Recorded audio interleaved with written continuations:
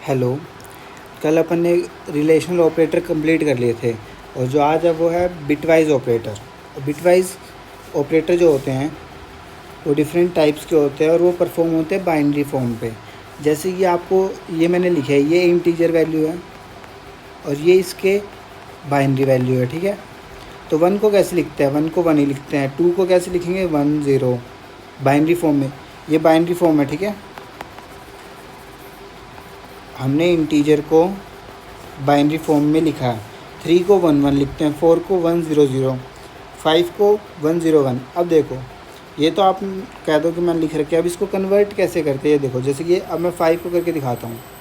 1 0 1 होता है, तो जैसे 1 0 1 ऐसे कैप बड़े लिख लो आप। 2 की पावर 0, 2 की पावर 1, 2 की पावर 2 और इनको प्लस कर दो।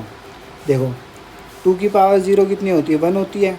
और 1 को जब आप इससे मल्टीप्लाई करोगे तो आंसर क्या आएगा, 1 आएगा। तो इधर 1 आ गया, ठीक है।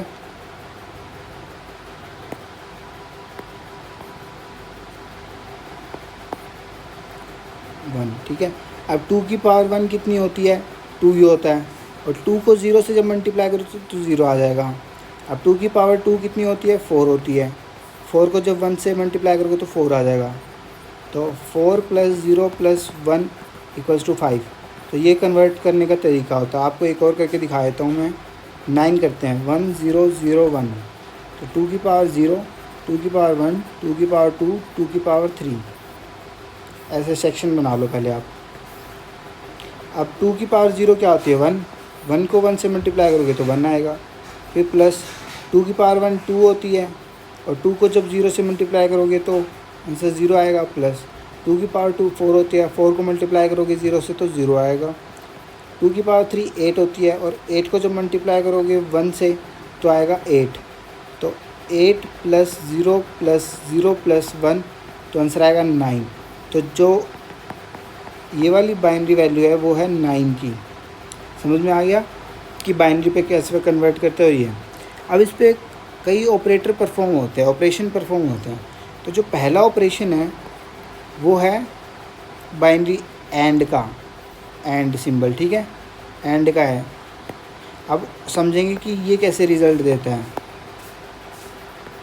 आपको पता है कि एंड कंडीशन क्या होती है, कि आप जितने भी रन कर रहे हो उसमें अगर एक फॉल्स आ गई और बाकी ट्रू आ रही है सारी, तो आंसर जो होगा वो फॉल्स आएगा, ठीक है। ये तो एंड ऑपरेशन का होता है। अब देखो इसमें एग्ज़ाम्पल दे रखा है ये। इसमें देखो ए की वैल्यू 9 है, बी की वैल्यू 12 है, और जब इसने एंड ऑपरेशन परफॉर्म करा ये, तो आंसर क्या आया, 8। एंड का मतलब डिफरेंस, ये समझो। एंड का मतलब जो होता है वो डिफरेंस होता है, डिफरेंस। अब आप डिफरेंस कैसे निकालोगे, वैसे देखोगे 12 तो 3 का डिफरेंस आ रहा है, पर ये डिफरेंस ऐसे काउंट नहीं होता। ये मैंने आपको बताया था बिट वाइज है, बाइनरी पे परफॉर्म होगा।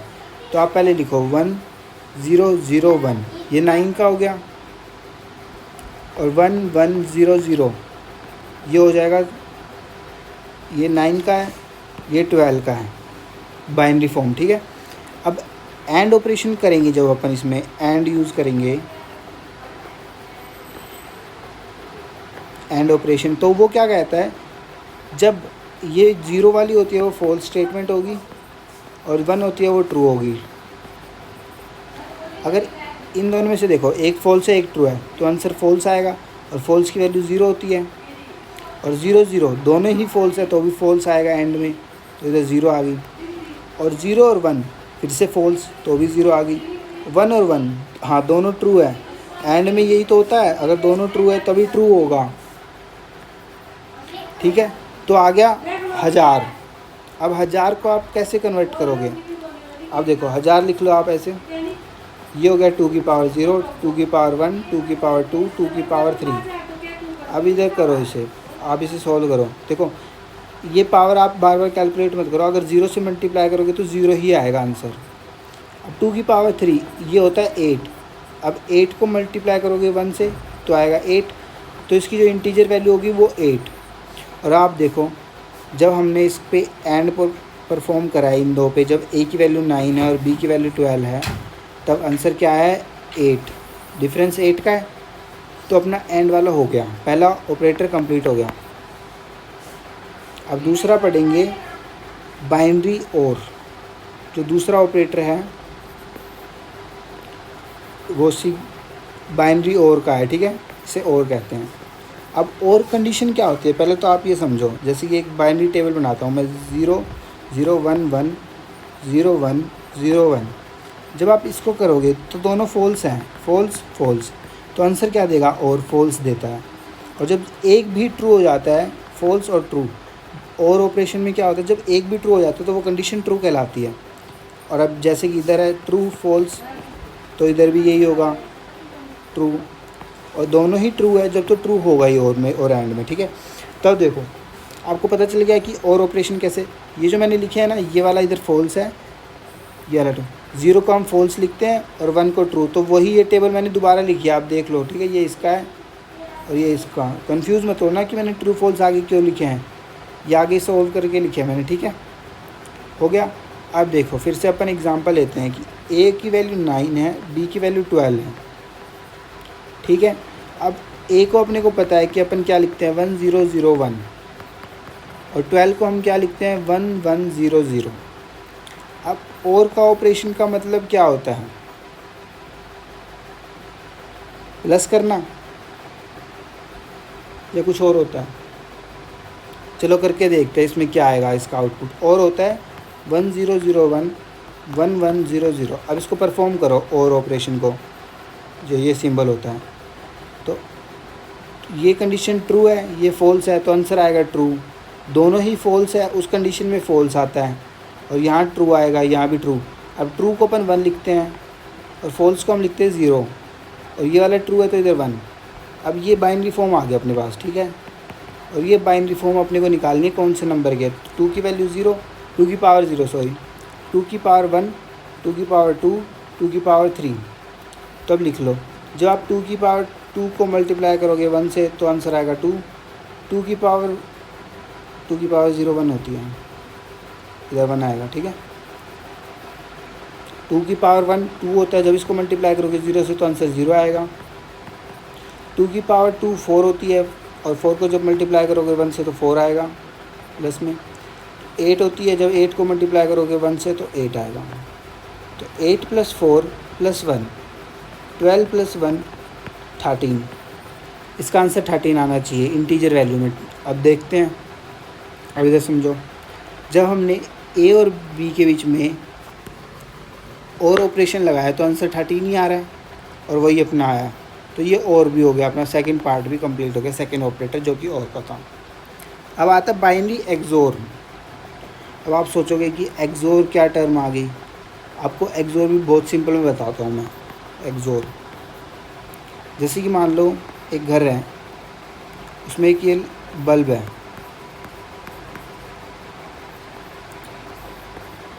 ये एक स्विच है, स्विच 1, और ये एक स्विच है, स्विच 2।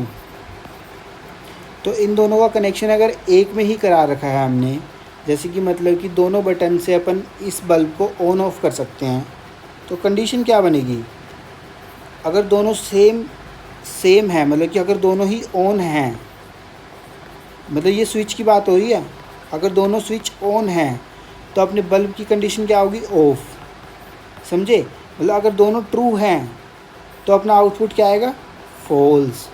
पहला केस बन गया, पहला केस था। दूसरा केस में क्या होता है, अगर ये सेम ऑफ भी है अपने बल्ब के स्विच, तो भी अपना जो बल्ब होगा वो ऑफ ही होगा, ठीक है।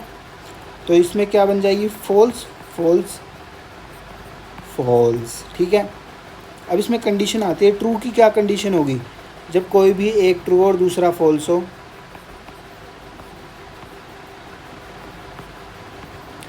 आपने देखा होगा कि हम स्विच ऑन कैसे करते हैं, जब एक बटन ऑन होता है, ऑन होगा, और दूसरा ऑफ होता है, तभी तो बल्ब ग्लो करता है, तभी तो बल्ब की स्टेट जो होगी वो ऑन होगी। समझ रहे हो आप इस बात को? ऑन को आप ट्रू लेके चलो और ऑफ को आप फॉल्स लेके चलो। और अगर समझ में नहीं आई तो एक बार इस बात को दोबारा से देखना आप, ठीक है? तो अब इसे कहते हैं बाइनरी एक्सोर। अब देखो एक्सोर को भी परफॉर्म करके देखते हैं। जब ए की वैल्यू 9 है और बाइनरी फॉर्म में अपने को पता है 1001 होती है, और बी की वैल्यू 12 है जो कि बाइनरी फॉर्म में होती है 100। आप अगर प्रोग्राम लिख रहे हो तो आप हैज़ यूज़ करोगे तो फिर ये लिख सकते हो, क्योंकि फिर ये वाली लाइन आपकी प्रोग्राम की पार्ट की नहीं होगी, ये मतलब ओनली अंडरस्टैंडिंग के लिए होगी, ठीक है? तो आप बिल्कुल सेम ऐसे लिख सकते हो हैज़ लगा के, क्योंकि ये कमेंट आउट हो जाएगी ये लाइन जो आप आगे लिखोगे। अब इसमें अपने को लगाना है, प्रिंट करना है ए। एक्सोर का सिंबल देखो क्या होता है, ये होता है जो कि पावर की तरह यूज़ करते हैं अपन नॉर्मल इक्वेशंस में। फिर बी। अब देखो इसका आंसर क्या आएगा, अब बताता हूँ आपको कैसे आएगा। ये अपनी बाइनरी फॉर्म है 9 की,